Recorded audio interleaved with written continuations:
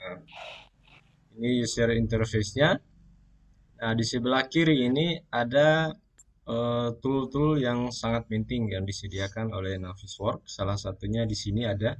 Nah, biasanya ini tanpa kita klik sudah terbuka sendiri. Nah, ini ada selection tree, ada sets, dan apa ini? Measure Measure. tools. Nah, terus di bawah juga ada script, animator, timeliner. Jadi digeser-geser saja. Find items, item katalog. Nah, seperti itu. Nah, sebenarnya tool-tool yang ada di sini sebenarnya ada juga di sini. Jadi yang sudah diaktifkan di sini, misal kayak yang ini ya, timeliner ini kan ada di sini juga ya, timeliner. Nah, kalau saya matikan timeliner, nah di sini juga hilang tool timelinernya.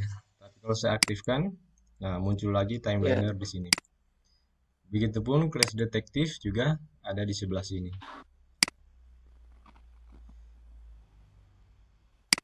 Oke. Nah, secara umum tool yang ada di Navisworks ini tidak sebanyak yang ada di software Revit ya. Di sini cuma ada beberapa tab saja. Iya. Yang pertama home itu, tab home. Nah, di sini ada beberapa grup project, select, visibility, display, dan tools. Grup project ini biasa kita gunakan untuk memasukkan file di dalam project Navisworks. Ini grup project. Terus select ini untuk menyeleksi file yang ada di dalam project dan menyimpan hasil seleksi tersebut. Nah, ini disimpan di sini. Di grup select and search.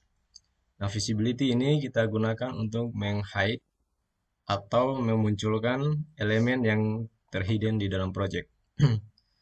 Terus ada grup display, ini seperti tampilan properties ya, ada di sebelah kanan ini, properties. Ini hampir sama dengan properties di software Revit. Sedangkan tools ini adalah tools utama yang disediakan oleh Navis itu ya. Ini Clash Detective, ini sebenarnya Clash Detection ya. Kalau kita Navisworks itu Oh, diberi iya. nama Clash Detective. Timeliner ini untuk penjadwalan, ini untuk kuantifikasi. Ada juga animasi. Terus ada viewpoint. Nah, viewpoint ini yang pertama save, load, and playback. Ini untuk menyimpan frame-frame yang akan kita buat Eh, menjadi sebuah animasi. Nih, jadi Oh kita iya. bisa menggunakan viewpoint aja. Cuma animasi yang ada di viewpoint ini tidak selengkap yang ada di tab animation yang ini. Nah, gitu. Jadi Oh. animation yang ini lebih komplit lagi gitu. Nah, ini hanya viewpoint biasa ya. Tidak selengkap yang di animation. Terus ada kamera. Nah, ini untuk tampilan perspektif sih secara umum. Nah, kita punya dua tampilan ya, perspektif dan ortografik. Nah, terus ada navigate. Jadi navigate ini yang paling penting itu ada ini kita bisa memasukkan orang ya. Orang, terus ada tiga pilihan ya. Apa ini? Collision, gravity, dan crouch. Collision. Nah, collision ini jadi ini sebenarnya lebih cocok ke dalam gedung ya, di gedung sebenarnya. Jadi collision ini ketika kita memasukkan orang yang hendak walk atau jalan-jalan atau terbang gitu, walk, collision ini orangnya tidak akan menembus dinding. Jadi kalau ada dinding, dia tidak akan bisa tembus. Dia hanya bisa keluar kalau ada opening, misal pintu. Nah, gitu. Ini Oh iya. collision kalau Dia lebih diaktifkan. real ya.